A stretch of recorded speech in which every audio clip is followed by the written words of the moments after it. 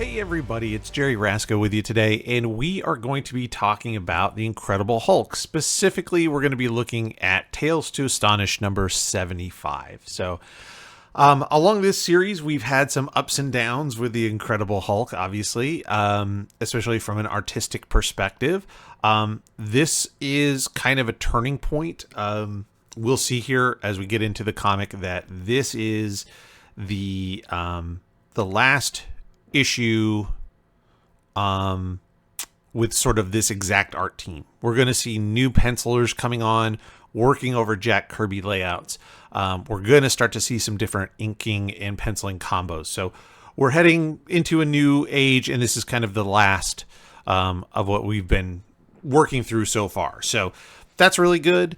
There is still some improvement in this issue, and we do have some actually good things to talk about. So I'm very excited to talk about them with you. In the meantime, let me tell you, of course, about our subscriber push. So if you're new to the channel, and I say we meaning the royal we, it's me. I'm looking to get to 1,000 subscribers here on the channel by the end of 2026. As of the recording of this video, we are up over 400. And that is, of course, all thanks to you. So thank you all so much who have been supporting the channel and subscribing. If you're new and you have not subscribed yet, please consider clicking that button. It's 100% free. And if you do, you will be enrolled, or you will be part of, I guess is the best way to put it, a free art drawing. So what's going to happen, I'm going to show you here. Usually I show these by hand. These are all hand-drawn, original one-of-a-kind drawings, but I actually recently scanned them. So I'm going to put them in here so you can see the images in all their glory. So we've got the 6 pieces of artwork that are going to be given away to random subscribers. So we're randomly going to choose them, and each person is going to win 1 piece of art. So we're gonna have 6 winners. It's free, the shipping is free, everything is free, and these 6 pieces celebrate all the review series that we have here on the channel. So we start with Amazing Spider-Man, the first one that we had. We have the X-Men, we have the Incredible Hulk, we have the Avengers, we have Captain America, and we have the Fantastic Four. So those are the pieces of artwork that you can win just by clicking that subscribe button. And again, it's 100% free. All it does is help me and support the channel. So please consider clicking that subscribe button. And if you like this and you think you know somebody else who might like this content as well, think about sharing out the link to my channel to those folks. Let's get more subscribers. The faster we get to 1,000, the faster this free art gets into your hands. So with all of that out of the way, let's head over to the comic and let's check it out. Okay, so this is the cover to Tales to Astonish number 75. And yay, we've got the Hulk featured on the cover, which is great. If you've been following this series, once the Hulk's original series was canceled and he was moved to Tales to Astonish, there's been sort of a back and forth between the 2 features of the book. So the front half is the Submariner story. When originally it was Giant Man and the Wasp, and then the Hulk in the back. Now it's Submariner in the front and Hulk in the back of the book.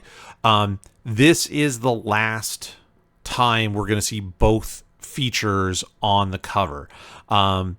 Usually it was, in the beginning, it was sort of split 50-50. You'd have, the cover divided kind of in half. Then we went to sort of an alternating, one would feature the Hulk more dramatically or more emphatically. Submariner might be small, vice versa. You'd have Submariner in the majority of the cover, and then maybe a small insert of the Hulk somewhere. Moving forward, it's just going to be alternating. So 76 will feature Submariner, 77 should feature the Hulk, etc., etc. This is, of course, a Jack Kirby cover. I don't know who the inker is, but the cover's pretty good. It's a good composition, meaning that everything is focused on the Hulk. So all these lines, all the energy lines, all bring our eye back to the Hulk. All of the soldiers in the foreground, their guns are all pointing again to that central point, being the Hulk.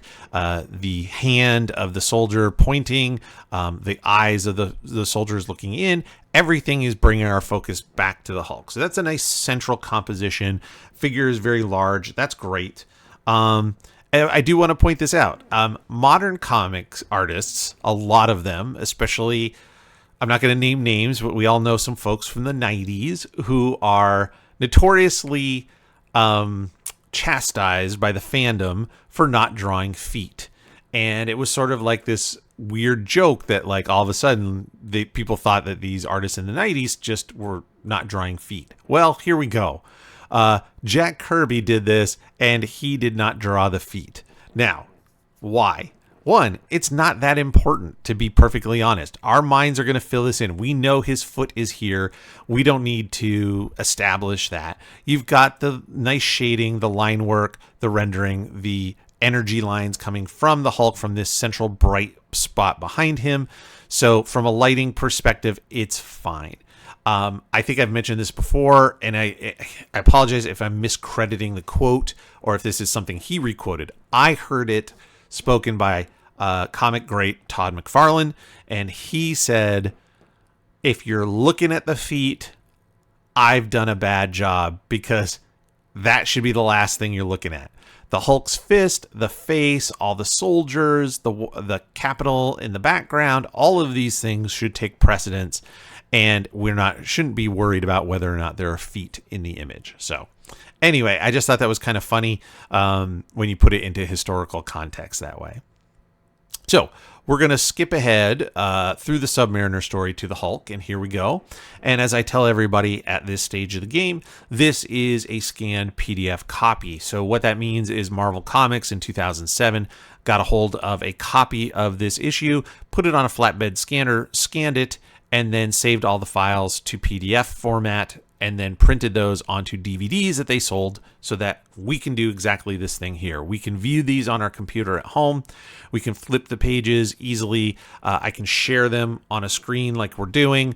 We can even zoom in to individual detail if we want. So that's really nice. And one of the reasons I love this format. You do get all of the old copy. If there's printing or color errors, you see those. Nobody's fixing anything, as we see sometimes with modern reprints. This is not a reprint. This is just a digital version, a scanned version of the absolute original. So I love that that format. This issue comes from 1965. We'll talk about the creative team. We still have story by Stan Lee, layouts by Jack Kirby, and then all the rest of the art, the pencils and finished ink work, is all done by Mike Esposito, going by Mike DeMio. So I would do real quickly, I've talked about this a million times, but again, you may be new or maybe not in this series. So layouts. Layouts mean that Jack Kirby is deciding how many panels per page.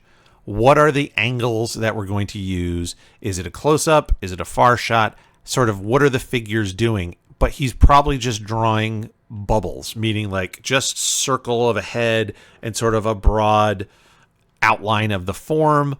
That's kind of about it. All the details of, does the Hulk have a ripped knee in his pants? These columns, are they marble? Are they wood? Are they brick? Whatever. That's stuff that Mike Esposito is deciding as he's finishing the art. So the layouts are just to give you a guideline in terms of the storytelling, pacing, angles, that kind of stuff. The detail, actual drawing part is Mike Esposito in this case. So real quick, let's do a quick story recap.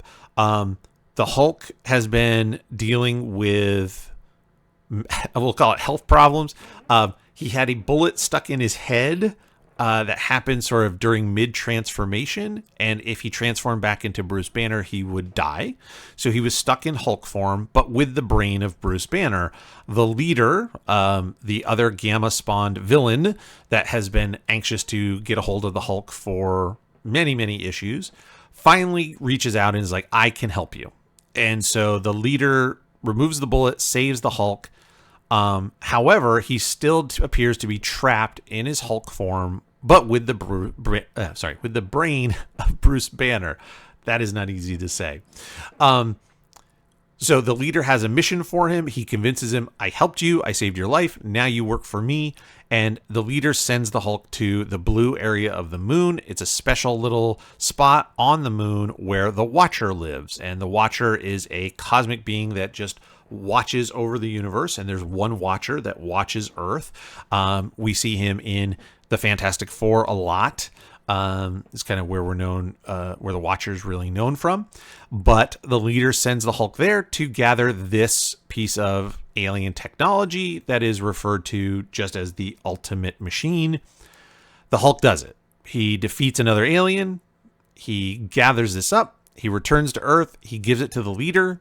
The leader puts it on his head like a helmet and begins to absorb all the information from all the minds in the world all at once. And it kills him.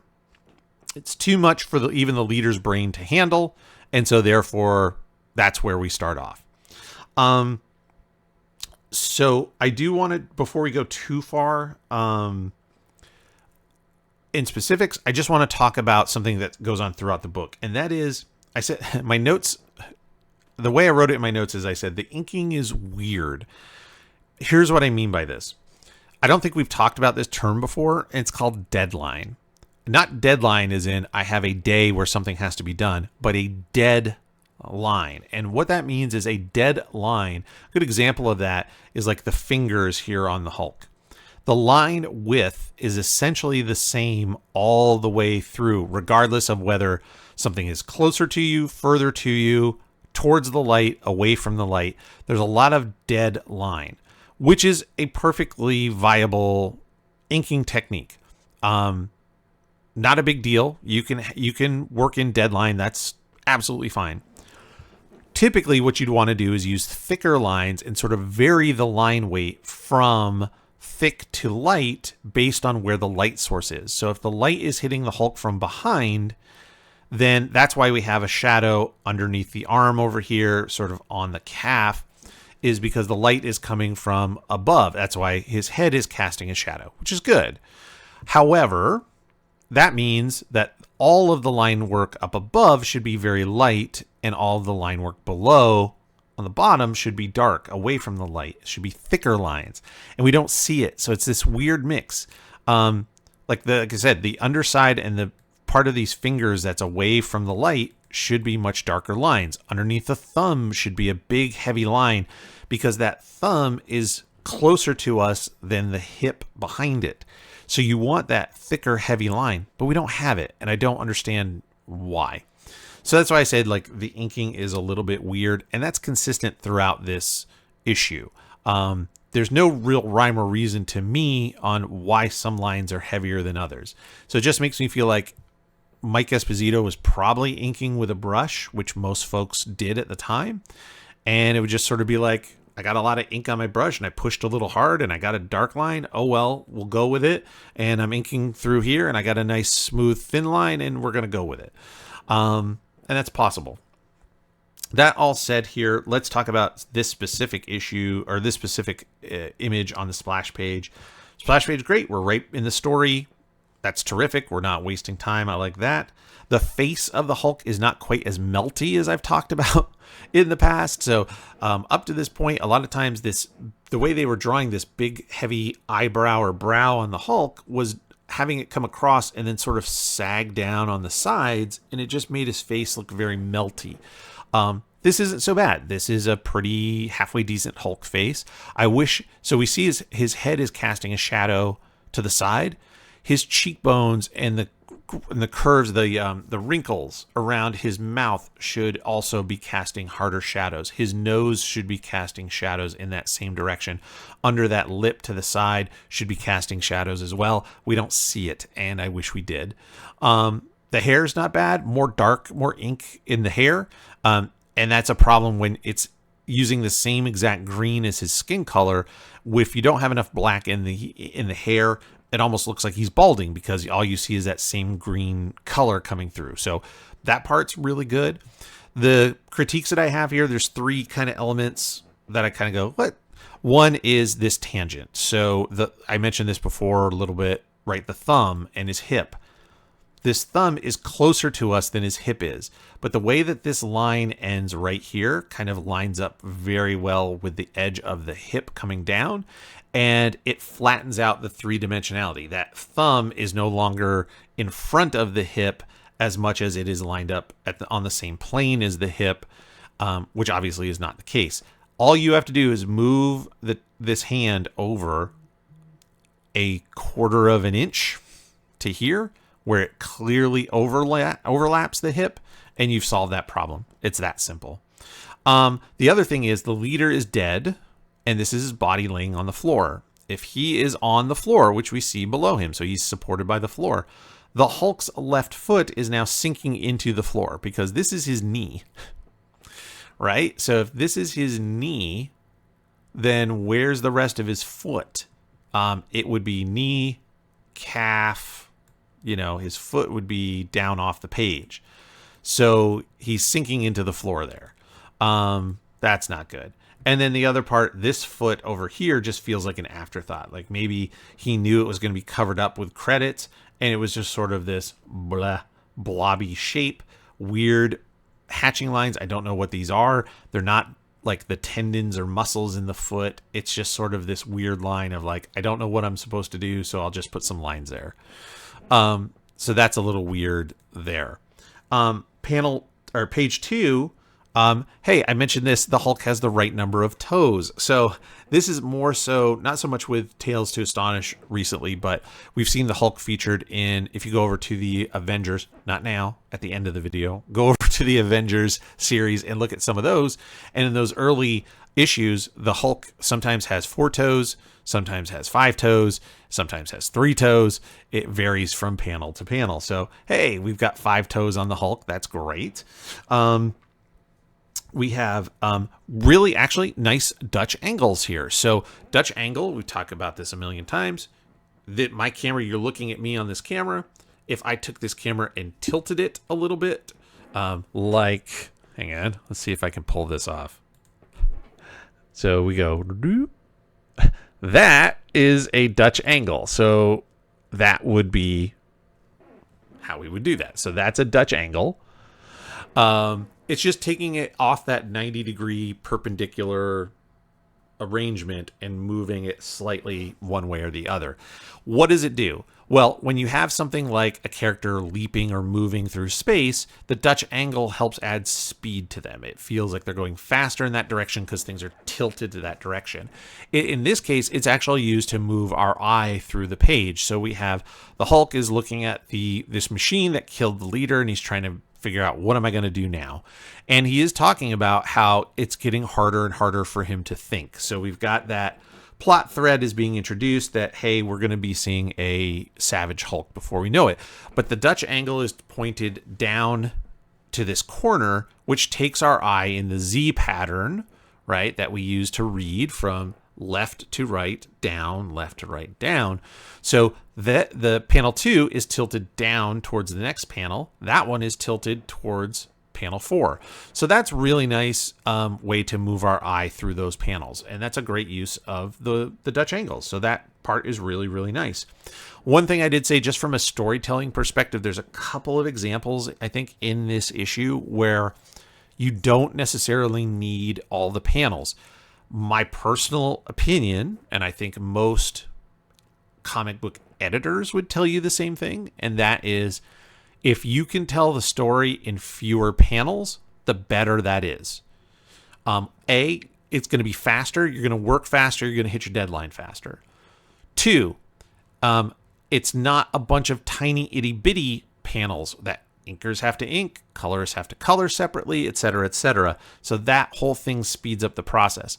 But just in general, I don't know. So other than the dialogue of him talking about why it's hard for him to think and why it's like the Hulk's body takes over the brain no matter what, then he gets here and he's like, who cares? Banner's a weakling. I'm cool. I'm going to be the Hulk forever.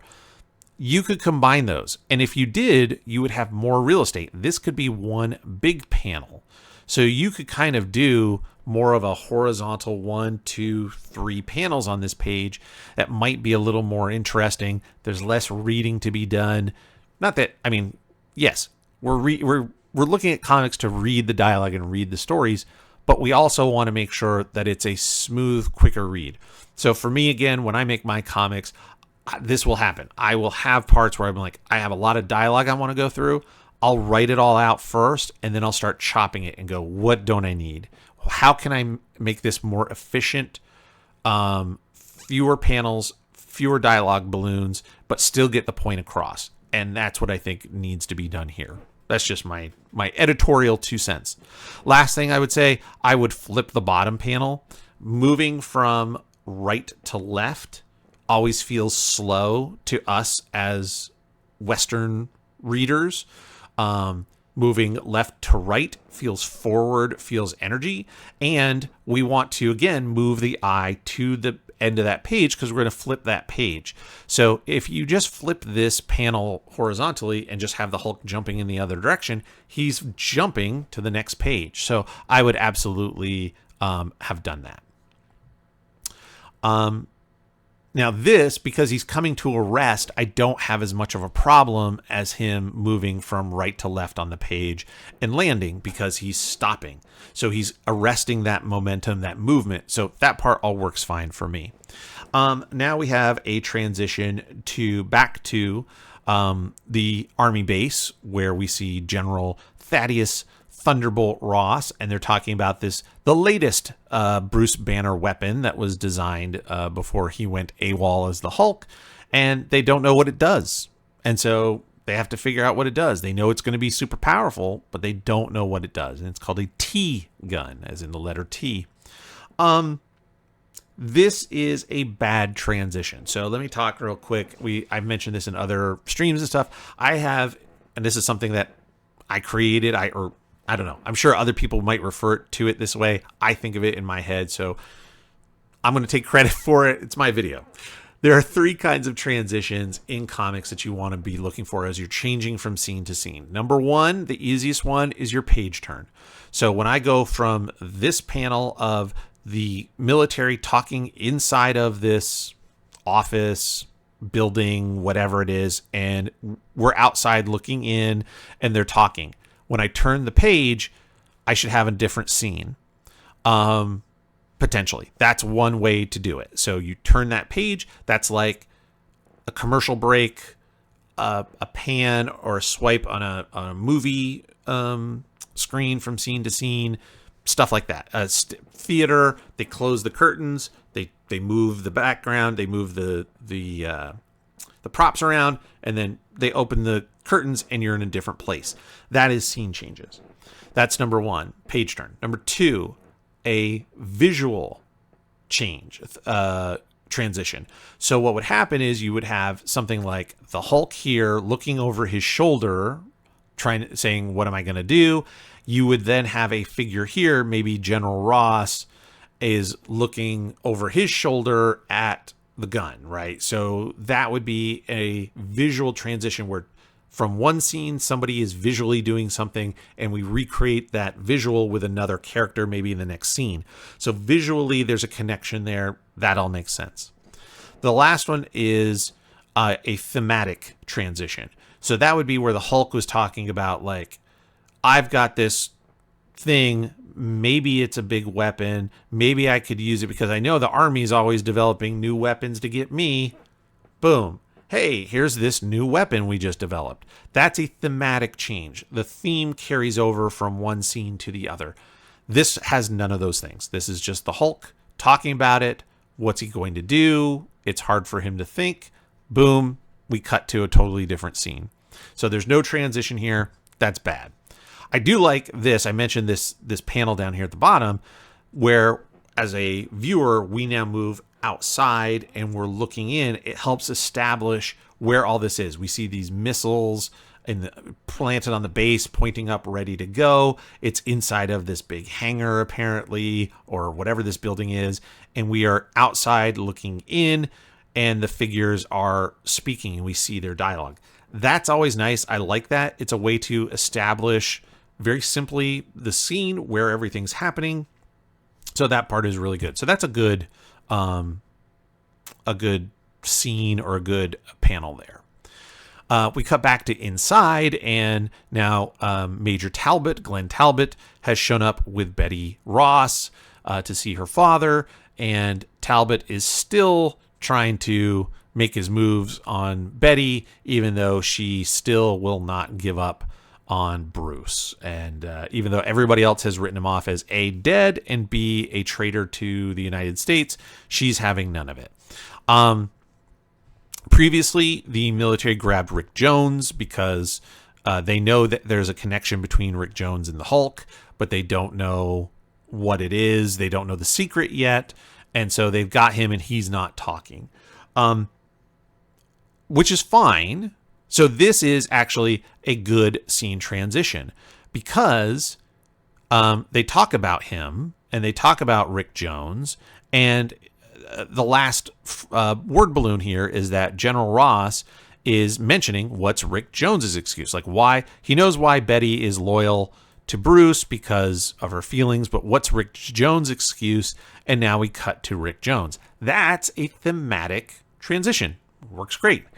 The one thing I would say here, I would prefer, so you've got Rick Jones behind bars, which is fine. And now we cut inside the cell and he's looking out the window and he's talking about like, what can I do? And the only other person, if you've forgotten, that knows the secret of Bruce Banner and the Hulk is the president. Rick Jones used his pull with the Avengers to get in front of the president and tell him so that he could pardon Bruce Banner at one point. So that said, he's thinking about that. Maybe if he could reach back out to the president, maybe he could get some help. I would like to see this from the opposite angle. I would like to be looking in through these bars to see the struggle on his face. What is he going to do? Looking at his back as he's looking out the window does nothing for me. And we've already established he's in the cell, so I don't necessarily need to see the inside of the wall and the bricks. Again, from the outside, I still see him on, through the bars looking. You could even show behind him the soldiers guarding him. So that's, again, my opinion. I think that would be a better angle to use. Looking at characters' backs doesn't give us any sense of emotion. You can't see their eyes, their faces. Their eyes are the window to the soul, and you take that away. So anytime you can shift that up and have somebody looking in their face, it's better. So Rick tries to, plead his case. I got to talk to the president. Nobody's buying it because he's a kid. I did say I didn't like all the lines on Rick Jones's face here. And here's why. When you have especially a young character, the more lines you put on their face, the older it makes them look. And unless there are some very dramatic shadows, there's no reason for these lines. Remember, the hatching lines in comics, these black lines, are meant to be essentially gray because they didn't have the coloring like Photoshop we have today, where you could do a dark to light, what's it called? Not transition. It's anyway, I'll think of it in a minute. But you would transition, so you would start with a slightly darker color of skin tone, go to a lighter color of skin tone, and you would have it blend from dark to light. Well, they can't do that. So what you do is you have your dark shadow over here, and then you blend in these feathering or rendering lines to create a gray so that it essentially works as in between, light, gray, dark. And that's fine. And there is some dark shadow over here on his ear and stuff, but it's not enough for me to render. It just looks like a very thick outline, to be perfectly honest. It doesn't read as shadows across his face because it doesn't follow any of the planes of his face. It's just on this very outside. Same thing with the lines underneath the eyes. That works if the lighting is coming from below, because your cheeks kind of are round, depending on your facial structure. Some folks have rounder cheeks, some don't. But either way, your eye is set inside, deeper than your cheekbone is. So the top of it would be shadowed if the light's coming from below. It would catch here. This would be illuminated. This is a slight shadow above. But that's not what's happening here. because the light is obviously coming across his face. That's why his nose is casting a shadow to one side. So these lines on his cheeks don't make any sense. The lines across the bridge of the nose. Again, is it a shadow? Why would there be a shadow on the bridge of the nose that is going to catch the most light? If you wanted to transition from the dark shadow that the nose is casting across, maybe halfway, you would have vertical lines. So there's just a bunch of lines on his face that just make he's supposed to be a teenager, and it makes you look older, and it's just bad rendering. That's the honest answer there. Let's see. Oh yeah. So the Hulk now decides he's going to put on this ultimate machine, even though he watched it kill the leader who has a bigger brain than he does. He's like, I'm real tough. What the heck? I'll try it. Okay. When you get it, it was a solid sphere, or at least it was a complete sphere when it was taken from the Watcher. Now he puts it on its head, and it's like half a circle. Now, it's alien technology. Maybe it changes shape to fit the wearer's head. I don't know. It's never explained. It's just all of a sudden it changes shape. It goes from being a sphere to being half sphere, which, again, just be consistent with it, which is fine. Yeah, as I mentioned before, like I said, throughout the issue, I have a problem with some of the inks. And again, this face down here is a perfect example of what I'm calling weak inks. You've got some shadow. I mean, the hand is casting a shadow here. The face has nothing. The littlest bit under the cheekbone. Well, if that arm is casting a shadow, why isn't his nose casting a shadow? Why isn't the bottom lip casting a shadow? Why isn't this ear in shadow? Why isn't this part where his hand is overlapping his face? Why isn't his hand slightly giving a shadow on his face? There's a bunch of places where that should happen. And if the light is coming from above, we just talked about this at the very beginning. So the opposite of a shadow is light. So if there's a shadow down here, light is hitting here. Makes sense? If light is hitting here, why is this line so thick, and why is it only right there? It's thick right here. It's not thick on the top of the finger. It's not thick down the rest of the arm. Why wouldn't this be the time you would use a thinner line because the light is hitting it? I'd use thicker lines underneath the hand to separate it from the Hulk's face, and much, much thicker lines over here on the ear, on the side of the nose, stuff like that. So again, it's just this inconsistency of the inking, and then so much, again, what I call thin, meaning there's just not a lot of form and substance to the inks. So before it can kill him, he manages, the device allows him to pick up the thoughts of Rick Jones. And that's what snaps him out, and the Hulk is able to remove the machine before he dies. And now he's got this idea in his head: I got to help Rick. Rick helped me. I got to help Rick. So we cut to here. This is a bad Hulk. The head is too big for the body. Again, if you want your characters to seem large and imposing, one of the ways you do that is you draw the head a fraction smaller than you think it should be, and that will make the rest of the body look much larger. The anatomy of this is crazy. What is going on with this bicep? He has like a fold in the middle of his bicep. So, unless you rip your arm muscle, this is one big muscle here. There isn't a dent or a fold in the middle of it.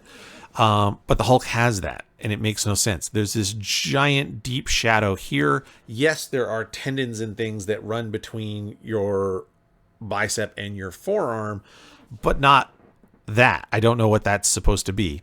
The forearm has a bunch of muscle folds and lumps, so it just looks lumpy. Again, know your anatomy. You don't have to know every single muscle, but the key is you're going to see there are certain key muscles, larger muscles that you need to draw. So in your forearm, there's kind of this one at the base underneath your arm here. There's a couple that come kind of and wrap around the top if you're twisting your arm. So there's like 1, 2, 3. You draw that, you're fine. The Hulk here's got like 1, 2, 3, 4, 5, 6. It's just weird, lumpy, combined with the what I call hairy rendering. Your line work coming from your shadows, like this feathering here, we'll zoom in, is fine. I have a very dark shadow, and I feather out of that shadow to where the light is. That's fine. I don't know what this is. It crosses across, it cuts across the shoulder and the bicep, which doesn't work unless it's something casting a shadow, but it can't be like his collarbone or something, because it doesn't go, that goes into his bicep. It's weird. You have this, which I'm suppose is supposed to be hair, because we've seen the Hulk sometimes is depicted as hairy, but these lines are the same as some of these other lines. So is this hair over here on his shoulder or just on the forearm? Is this supposed to be rendering out of a shadow, or is that also supposed to be hair? It's just not good. The foot is weird. The foot is not really like on anything. It's sort of floating in space, because I guess he's just holding his foot up is what it looks like to me. If it's really on the ground, you would turn it sideways more, and you would have that shadow touching the actual foot as it's on the ground, just like you have underneath his body. This part is fine. The shadow underneath his body, the hatching underneath his body, no problem. A foot is just sort of hanging there. So he's laying there and slightly picking his feet up off the ground. Just a weird pose. But he is going to, he knows from the image, he knows Rick is in Washington, D.C., and he's going to get there, and he's going to save him no matter what. And this is the opportunity, and really we find out this is all due to the Watcher. The Watcher kind of helped the Hulk figure out find out where Rick was, so that he can get his ultimate machine back, because obviously mankind is not ready for it. So he grabs it, zips it away. This is a good transition. So what I mean by that is the Watcher has done stuff. He talks about swearing never to interfere in the affairs of others. We see the ultimate machine, and then we cut here and we have the Watcher, and on his little video screen, we see the ultimate machine being lifted up and zoom back to him. That is a visual transition. We have sort of the same scene, but on a zoomed out screen in the next panel. That works fine. So that is really good there. Again, more hairy rendering, as I mentioned. One of the things you need to do just in general, and this comes in even with skin, hair, but also with materials like stone, wood, metal, whatever. Different things should be rendered differently. Don't use the same cross-hatching techniques on somebody's bare skin that you would on a piece of wood or on a piece of rock. That helps identify what's what and keeps things more clear to the reader. This is nice pacing. So we've got the Hulk is incoming, and then from this I don't know what these guys are. It says a coastal tracking station. So it's just military guys, and they're deployed, and they're watching for obviously enemy planes, whatever. And the Hulk is coming in and lands over over the horizon. Boom, lands right next to him and ducks and leaps away. And then as he's going, now we've got planes, we've got missiles after him, we've got artillery firing. That's all cool. With the pacing here, I like it because when you have small panels close to like that, and you have sort of that same image repeated, right? The soldiers in the foreground. That means that is all happening second to second to second. There's not a big gap between that and the next scene, which is kind of what we have between panel 3 and panel 4. Panel 3, the Hulk's leaping away. Then pretty quickly, the planes are launched, the missiles. We're assuming there's some time, a little bit of time between panel 3 and panel 4. Perfectly fine. But the pacing here is good. The only difference I would make is I would have had him leaping over the horizon. I would have had him slamming into the earth in front of them, all crouched down, and then boom, leaping away in the third one. I think that would have helped that pacing to feel faster. Boom, gone. As opposed to, he's coming. Okay, he landed, and now he takes off. So that's a change I would make. But this one here, where the missiles are after him and there's explosions going on, you see the planes in the background. This is a pretty good panel here. I don't have any real problem with that. I think it's done well. And again, probably more of a thematic change to go from the Hulk down to General Ross. Again, that all works for me. I don't have a problem with it. They don't know what this T-gun that Bruce Banner has built does, but why not? We'll use it because we've got no other options. So as the Hulk is heading towards the White House, he is zapped by this gun. So I have a couple of questions. Number one, when it comes to this, there's no establishing that this gun is in Washington. And I don't know why it would be, because General Ross kind of is in charge of a base in like New Mexico. That's where all the atomic tests were done. That's where Banner did all his work. So I would assume it was there. So why would something from New Mexico be able to... Oh, no, here we go. Sorry, my apologies. It says it right here. The T-gun is transported to Washington in record time. Okay. So it is in Washington. Fair enough. The Hulk is coming in for a landing at the White House, and boom, he gets blasted by this ray gun, and there we go. Now, there's a couple things here. One, I understand it's different. So what I'm talking about is primarily for today's kind of comics. If I was drawing this scene today, so a writer, somebody said, hey, I want you to draw this scene, this page, the Hulk is leaping into Washington. He's going to pass by the Lincoln Memorial. He's going to see the Washington Monument. He's going to be coming into the White House. He's going to land in front of the White House. I would use real photos of those landmarks so that I was drawing them completely accurately. These are now, and today with things like Google search, with AI, with 3D rendering, you can get those images and you can be exact. And that's what I think those kind of things are good for. If you are going to draw something that is a real object or a real place in the world where there's photographic evidence of it, use those things as reference. It's perfectly fine. Redraw it. Don't copy and paste it into your comic, but redraw it in your own style, but make sure the details are right. This isn't right. Now, again, this is 1965. I guarantee you there are photographs of these buildings, of these landmarks in 1965, but it's going to be a lot harder to find than we have today with just a Google search, right? We can all go on our computer, all go on our phone, find those images, print them out very quickly. It's simple to reference. Back then, it would have been a little bit harder, but it still could have been done, especially with something that's as recognizable as like the White House. I think that's how I would do it.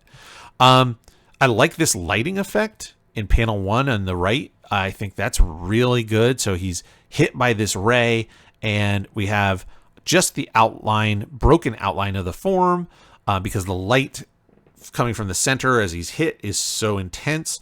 So we've got a little bit of shadow there. That's really, really nice. That's a great way to depict that. I can't think of a better way to do it. As somebody's getting hit with massive energy, that's a terrific way to do that. The next panel, though, I do wonder, like, now he's standing in rubble, which is fine, but again, he's sinking into it. Like, again, let's find a way to kind of mask those feet as much as possible, but it looks like he's kind of like sinking into the ground here. Again, what I would do is we're obviously from the next panel, we see that he is somewhere. He's either been transported. He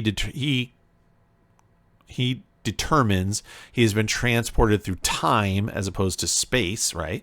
But either way, you could see everything is wrecked. Well, why not have like a broken street sign or a piece of a chair or something? This heavy rubble, just to hide the feet, makes it look like he's like it's covering him, like his feet are being buried in rocks, which doesn't work for me. He determines, there's the Lincoln statue from the Lincoln Memorial. So obviously he has traveled through time and he's in a far-flung dystopian future. I do have this question. The Hulk has been going through this whole issue talking about how he's getting dumber and dumber. It's hard to think. I just want to fight. I just want to punch stuff. He shows up at the White House just on a whim. Got to save Rick. He's got this, thought in his head. And now this gun blasts him, and he's like, oh, yeah, that's me. Me, even though Banner and he are still kind of separate. They typically refer to each other as separate beings. And he does. Banner never meant it to be used. But then he's like, it's my weapon. I know what it does. It altered light waves around a person to send them through time. So I made a time machine, and it worked. And now I'm here in Washington. So he's doing all this deduction using Banner knowledge. But the whole complaint the whole time was that he was getting dumber and dumber. So what is it? Again, consistency. Immediately, he gets attacked by the natives. I think this is cool. It's a really neat idea of a device to capture him. So it sends out this big, I don't know what you'd call it. I'll call it a doohickey. I don't know.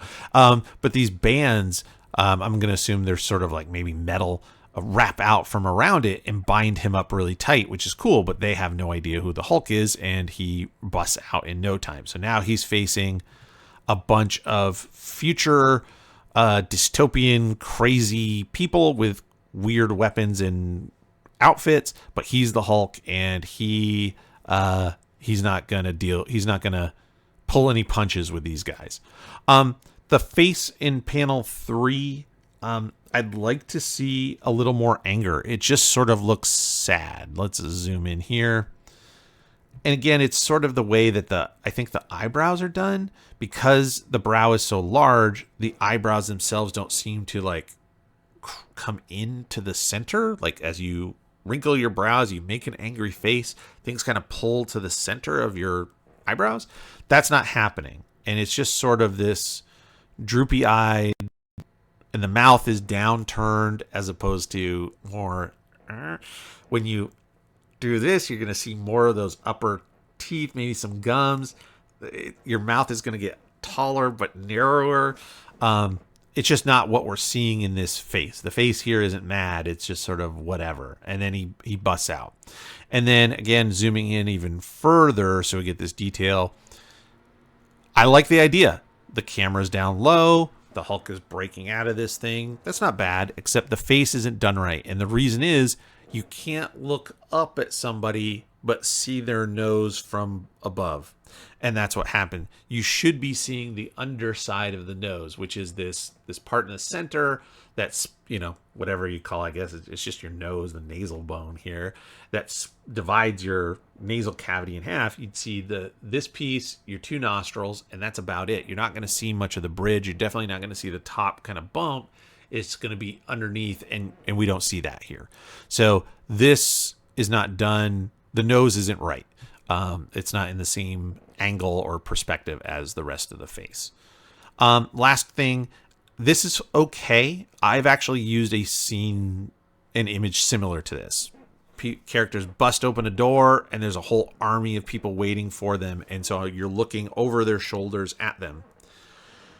Two ways that this could be done better, and this is me learning the hard way. I showed this to an artist I really respect, and he was like, this is pretty good, but here's what you should do. One, you either make the Hulk much lower and even larger, so he's way in the foreground, like his head and his shoulders and arms should take up that width of that whole panel, so that he's close enough to us that we can look past him. Or what would be better is you show his legs in sort of at the outside of the panels in the top, and we are looking between his legs at what's coming at him.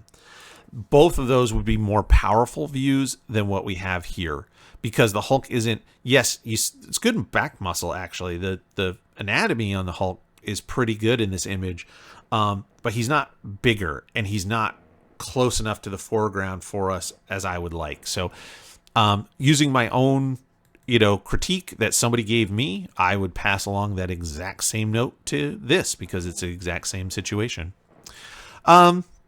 That all said, there we go. We're at the end of the comic, so we're going to head over to the desk and we're going to wrap this one up. So that is Tales to Astonish number 75, specifically the continuing story of the Incredible Hulk. And you know what? Compared to some of the past issues that we've been looking at in terms of the art, there are some improvements here. You know, like I think I mentioned at the top, some nice use of good Dutch angles. Camera angles are good. There's some poses that are very, very nice. I like there's some good scene transitions. It kind of wraps up the whole leader watcher story. That part's all taken care of. That's great. So yeah, there's not a lot of action. I would have liked a little more action here. This is very much a setup to get the Hulk again to another place, right? So first it was he's going to travel all over the world. Now then he's going to travel in space, and now he's traveling in time. So we really haven't quite figured out the formula of how does the Hulk navigate the world in the Marvel universe, and still have interesting stories to tell. We're kind of, again, testing the waters. How do we feel about the Hulk in space? How do we feel about the Hulk, again, around the world? How do we feel about the Hulk in the future? That kind of stuff. So, okay. For a rating of this comic, because again, there are some improvements there, I'm giving it a 6.5 out of 10. I like the direction it was heading, and I'm very hopeful for where it's going to head next with issue number 76, again, where we see a new penciler coming on board, working over those Jack Kirby layouts. So, be exciting to see that, and I hope you're excited to see it too. Let me know in the comments what you think about this issue. How do you feel about this art team and how Mike Esposito was handling those art chores? And are you excited about seeing what comes next? I love to see your thoughts, hear your comments, drop them in there, and I will check them out. In the meantime, thanks so much for joining me. We'll see you here next week with more Incredible Hulk. Thanks.